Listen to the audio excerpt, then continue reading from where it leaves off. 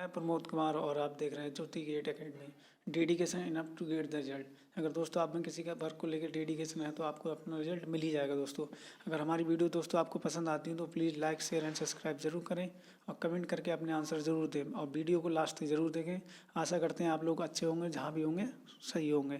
ठीक है दोस्तों, चलिए तो शुरू करते हैं हम हमारी पार्ट 2। हम स्ट्रेंथ ऑफ मटेरियल का पार्ट 2 लेके आए, जिसमें हम इसकी सीरीज है प्रीवियस ईयर की, गेट की, एसएससी जेई और जितने भी क्वेश्चन हमें इंपॉर्टेंट लगे सभी के हमने कवर कर रहे हैं। ठीक है दोस्तों, तो वीडियो को लास्ट तक जरूर देखें क्योंकि बहुत ही ज़्यादा इंपॉर्टेंट वीडियो है, आपके लिए बहुत ही ज़्यादा रिलेवेंट होने वाली है। तो शुरू करते हैं। एमसीक्यू की दुनिया में आपका स्वागत है दोस्तों। और जितने भी प्रीवियस ईयर के क्वेश्चन हम लगाने में किसके लिए, गेट, आईएएस और एसएससी जेई के लिए। ठीक है दोस्तों, तो वीडियो के लास्ट तक जरूर बने रहें और वीडियो को जरूर एक बार जरूर देखें दोस्तों। तो चलिए शुरू करते हैं। तो पहला क्वेश्चन हमारा यहाँ पे दे रखा है दोस्तों कि एक मतलब बार दे रखी है जो मतलब अलग अलग साइज़ की है, वेरिंग क्रॉस सेक्शन है जिसके। तो पूछा गया है कि इसमें मैक्सिमम टेंसाइल स्ट्रेंथ कितनी होगी अगर हम इसके वेट को इग्नोर कर दें। ठीक है दोस्तों, तो यहाँ पे देखो वेट दोस्तों, यहाँ पे जो लोड लग रहा है वो 100 न्यूटन के साइड में, 100 न्यूटन के इधर, और जो अपर बार में और लोअर बार में कितना लग रहा है, 50 न्यूटन का, किलो न्यूटन का लग रहा है। ठीक है, तो इसी में पूछा है कि मैक्सिमम टेंसाइल स्ट्रेंथ कितनी होगी। ठीक है दोस्तों, इसकी एनालिसिस देख लेते हैं। पहले लोअर वाल की स्ट्रेस कैलकुलेट कर लेते हैं जिसमें 50 लग रहा था। तो स्ट्रेस बराबर फार्मूला क्या होता है हमारा, फोर्स अपॉन एरिया। तो एरिया कितना हो जाए, फोर्स कितना हो गया 50 किलो न्यूटन दिखा, तो इसे न्यूटन में कन्वर्ट करेंगे 10 की पावर 3 से और डिवाइड कर देंगे एरिया से। एरिया ठीक है दोस्तों, ये मिल जाएगा हमें यहाँ पे 20 न्यूटन पर mm स्क्वायर। ठीक है दोस्तों, फिर अपर बार का निकालेंगे। तो अपर बार का यहाँ पे देखो दोस्तों, अगर देखो आप तो 100 इधर है, 100 इधर लगाया, 50 इधर लगाया, तो अपर बार में कितना लगा हो गया, 250 हो गया। 250 को हम कन्वर्ट करेंगे किसमें, न्यूटन में। ठीक है, मतलब 10 की पावर क्यूब से। उसके बाद एरिया से डिवाइड कर देंगे तो हमें आंसर मिल जाएगा 25 न्यूटन पर mm स्क्वायर। तो अगर हम पूछें तो मैक्सिमम हमारी कितनी हो जाएगी, इसमें से हमारी हो जाएगी 25 न्यूटन पर mm स्क्वायर। ठीक है, तो इसका करेक्ट आंसर कितना हो जाएगा, सी वाला। ठीक है दोस्तों, फिर नेक्स्ट क्वेश्चन हमारा है कि एक मेटल बार है जिसकी लेंथ दे रखी है और जो कि मतलब एक रिजिड सपोर्ट है उनके बीच में फिक्स कर रखी है और एक टेम्परेचर दिया जा रहा है कितना, 10 डिग्री सेंटीग्रेड का। ठीक है दोस्तों, तो पूछ रहे और थर्मल एक्सपेंशन उसका इतना दे रखा है। ठीक है, तो पूछा और यंग मॉडुलस भी उसका दे रखा है दोस्तों। तो पूछा है कि स्ट्रेस कितनी होगी इस बार के अंदर। जाहिर सी बात है, टेम्परेचर स्ट्रेस बोल लो या थर्मल स्ट्रेस पूछ लो, वही पूछी गई है इसमें। ठीक है दोस्तों, तो हमारा टेम्परेचर स्ट्रेस या थर्मल स्ट्रेस बराबर फार्मूला क्या होता है, अल्फा टी। तो अल्फा हमारा कितना दे रखा है दोस्तों, और टी की वैल्यू टेम्परेचर हो गया 2 दे रखा है। ठीक है दोस्तों, और यंग मॉडुलस भी दे रखा है। तो इनको हम अगर कैलकुलेट करेंगे तो हमारी वैल्यू कितनी आ जाएगी निकल के, 24 मेगा पास्कल। तो इसका जो करेक्ट आंसर हो जाएगा वो हो जाएगा सी दोस्तों। नेक्स्ट क्वेश्चन देखते हैं हमारा। पूछा गया है कि normal stress to volumetric strain को क्या बोलते हैं।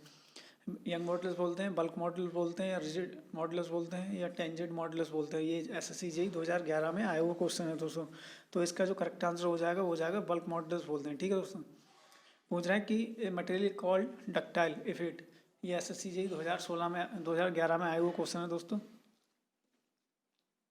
पूछ रहे हैं कि मतलब डक्टाइल मटेरियल कौन सा होगा, क्या प्रॉपर्टीज होंगी डक्टाइल मटेरियल की, कि बता रहे हैं it has little plastic elongation range, it has long plastic elongation range, could be hammered into a very thin sheet, snows very large strain.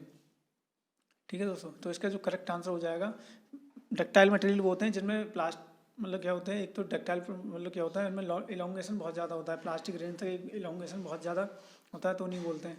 ठीक है दोस्तों, तो इसका करेक्ट आंसर हो जाएगा। अब नेक्स्ट क्वेश्चन पूछा है कि मूवमेंट ऑफ इनर्शिया क्या होगा, मतलब मूवमेंट ऑफ इनर्शिया दे रखा है, क्रॉस सेक्शनल एरिया हमें दे रखा है। तो एक्स एक्सिस के बाद पूछा है कि मूवमेंट ऑफ इनर्शिया कितना होगा, डी। इसका जो वैसे करेक्ट आंसर इसका जो हो जाएगा वो हो जाएगा ऑप्शन बी, इसका करेक्ट आंसर दोस्तों। ये एसएससी जेईई 2011 में क्वेश्चन आया हुआ है। फिर नेक्स्ट क्वेश्चन हमारा है कि पॉइजन रेशियो पूछा गया कि पॉइजन रेशियो क्या होगा, किसी मतलब मटेरियल के बताया गया है। तो पॉइजन रेशियो की डेफिनेशन या क्या होता है, उसके बराबर longitudinal strain upon lateral strain. पहली बात तो हमारा जो पॉइजन रेशियो होता है वो होता है lateral strain upon longitudinal strain. ठीक है, तो इसका जो करेक्ट आंसर वैसे जो हो जाएगा वो हो जाएगा सेकंड वाला बी। ठीक है दोस्तों, नेक्स्ट क्वेश्चन देखते हैं। पूछ रहे हैं कि एक कैंटिलीवर बीम है जो कि मतलब जिस पर एक लोडिंग आ रही है, तो उस पर बेंडिंग मूवमेंट पूछा है कितना ज़्यादा होगा कैंटिलीवर के केस में, मैक्सिमम बेंडिंग मूवमेंट कितना हो सकता है। तो पूछ रहे हैं फिक्स्ड इन पे होगा, फ्री इन पे होगा, मिड स्पैन पे होगा, क्वार्टर स्पैन पे होगा। एसएससी जेईई 2014 में पूछा है फोरनून में। ठीक है दोस्तों, तो इसका जो करेक्ट आंसर हो जाएगा फिक्स्ड इन। बेंडिंग मूवमेंट जो होता है मैक्सिमम अगर कैंटिलीवर के केस में देखोगे तो कहाँ होता है, मैक्सिमम होता है फिक्स इन पे, और फ्री इन पे तो जीरो ही रहता है, ठीक है। तो उसका करेक्ट आंसर क्या हो जाएगा में। पूछ रहे हैं the ability of material to absorb energy till the elastic limit is known as, कि किसी मटेरियल की ऐसी प्रॉपर्टी जो उसको एनर्जी को एब्जॉर्ब कर लेती है इलास्टिक लिमिट तक, तो उसको क्या बोलेंगे उस कंडीशन में, रेजिलेंसी बोलेंगे, डक्टिलिटी बोलेंगे, इलास्टिसिटी बोलेंगे या मेलिएबिलिटी बोलेंगे। तो इसका जो करेक्ट आंसर हो जाएगा वो हो जाएगा रेजिलेंसी, ठीक है दोस्तों। पूछा है नेक्स्ट क्वेश्चन हमारा, out of the following which is the least elastic, सबसे ज़्यादा इलास्टिक अगर हम देखें, अगर हम प्रैक्टिकली देखेंगे तो वैसे रबड़ रहेगी सबसे ज़्यादा इलास्टिक में, बट अगर हम थ्योरेटिकल में देखेंगे तो रबड़ रहेगी। अगर हम प्रैक्टिकली देखें तो हमारा जो सबसे लीस्ट जो रहती है वो रहती है रबड़, ठीक है दोस्तों। पूछ रहा है नेक्स्ट क्वेश्चन हमारा है, ये 1995 में आया हुआ है, 1 नंबर का गेट में क्वेश्चन आया हुआ है। गेट किस में आया हुआ है दोस्तों, ये गेट में आया हुआ क्वेश्चन है, ठीक है दोस्तों। तो पूछ रहा है कि shear force at a section of beam under bending is equal to zero, कह रहे हैं शेयर फोर्स किसी सेक्शन में हमने लिया बीम के, तो अगर वो जीरो के बराबर होता है तो बेंडिंग मूवमेंट कितना होगा उस सेक्शन के अंदर जहाँ पे हमने बेंडिंग शेयर फोर्स जीरो हो जा रहा है। तो जहाँ पे शेयर फोर्स जीरो होता है वहाँ पे बेंडिंग मूवमेंट रहता है मैक्सिमम हो जाता है। तो इसका जो करेक्ट आंसर हो जाएगा वो मैक्सिमम। तो इसका करेक्ट आंसर क्या होगा, मैक्सिमम हो जाएगा, ठीक है दोस्तों। नेक्स्ट क्वेश्चन देखते हैं हमारा, एक प्रॉप कैंटिलीवर जिसका लेंथ स्पैन मतलब एल दे रखा है और जो मतलब इस पर यूपीएल लग रहा है, यूनिफॉर्मली डिस्ट्रीब्यूट लोड लग रहा है, ठीक है। जिसकी इंटेंसिटी कितनी होगी, डब्ल्यू पर यूनिट लेंथ हो जाती है, ठीक है। तो मतलब तो पूछ रहे हैं कि बेंडिंग मूवमेंट कितना होगा फिक्स ईंट पे, ठीक है दोस्तों। फिक्स ईंट पे मतलब बेंडिंग मूवमेंट पूछा, अभी हमने देखा था फिक्स ईंट पे बेंडिंग मूवमेंट मैक्सिमम रहता ही है, दूसरा फ्री ईंट पे जीरो रहता है। हमारा कैंटिलीवर में कैसा होता है, ऐसा होता है देखने में, ठीक है। तो यहाँ पे पूछा गया है यहाँ पे बेंडिंग मूवमेंट कितना होगा मैक्सिमम, ठीक है दोस्तों। तो इसका जो देखेंगे करेक्ट आंसर जो हो जाएगा वो हो जाएगा A option is the correct answer. ये 1997 में 1 नंबर में आया है और ये भी गेट में आया हुआ क्वेश्चन है, ठीक है दोस्तों। ये भी गेट में आया हुआ क्वेश्चन है, ठीक है। नेक्स्ट देखते हैं, the ability of material to absorb energy till the breaking of or rupture take place is known as, कि मटेरियल ऐसी एनर्जी या ऐसी एनर्जी जो उसे एब्जॉर्ब कर लेती है, मतलब ऐसी एनर्जी जो उसे मेंटेन कर रखती है, मतलब बनाए रखती है कि ब्रेकिंग या रैप्चर तक, मतलब वो उस चीज़ को मेंटेन करके रखे। तो उस ऐसी प्रॉपर्टी को क्या बोलते हैं मटेरियल की, हार्डनेस बोलेंगे, टफनेस बोलेंगे, वेटनेस बोलेंगे या सॉफ्टनेस बोलेंगे। ये SSC JEE 2013 में आया हुआ क्वेश्चन है। तो इसका जो करेक्ट आंसर हो जाएगा सॉफ्टनेस बोल लो या डक्टिलिटी बोल दो, ठीक है, जो उसे मेंटेन कर रखती है ब्रेकिंग तक या रैप्चर तक, मतलब। नेक्स्ट क्वेश्चन है पॉइजन रेशियो, फिर से पूछ लिया क्या हो जाएगा। तो इसका जो करेक्ट आंसर हो जाएगा वैसे हो जाएगा transfer strain to axial strain. जैसे ट्रांसफर को हम लेटरल स्ट्रेन बोलते हैं, एक्सियल को हम लॉन्गिट्यूडल स्ट्रेन बोलते हैं। SSC JEE 2013 में आया हुआ क्वेश्चन है ये, ठीक है दोस्तों, और 14 में भी 4 नोन में आया है।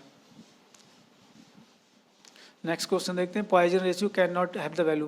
पूछ रहा है कि पॉइजन रेशियो की वैल्यू नहीं हो सकती, कितनी हो सकती, वैसे अगर आप देखोगे तो -1 से लेके और 0.5 तक इसकी वैल्यू होती है पॉइजन रेशियो की, ठीक है दोस्तों, इतनी वैल्यू। तो इसके अंदर अगर हमारी वैल्यू आती है तो पॉइजन रेशियो की वैल्यू है, अगर उससे ज़्यादा आ रही है तो पॉइजन रेशियो की वैल्यू नहीं होती, इनवैलिड माना जाएगा, ठीक है। तो इसका जो करेक्ट आंसर वैसे हो जाएगा तो हमारा 0.1 भी हो सकती है, 0.5 भी हो सकती है, 0.2 भी हो सकती है, लेकिन 0.7 इसकी वैल्यू नहीं हो सकती। तो इसका जो करेक्ट आंसर हो जाएगा वो हो जाएगा 0.7, ठीक है दोस्तों। नेक्स्ट क्वेश्चन मुझे है deformation per unit length is called, कि कोई हमारा मेटल है, कोई बॉडी है, तो उस पर अगर डिफॉर्मेशन हो रहा है पर यूनिट लेंथ के अकॉर्डिंग, तो हम उसे क्या बोलेंगे, टेंसाइल स्ट्रेस बोलेंगे, कंप्रेसिव स्ट्रेस बोलेंगे, शेयर स्ट्रेस बोलेंगे, स्ट्रेन बोलेंगे। अगर डिफॉर्मेशन किसी बॉडी के अंदर हो रहा है लेंथ के अलाउंग तो उसको हम बोल देते हैं स्ट्रेन, ठीक है दोस्तों।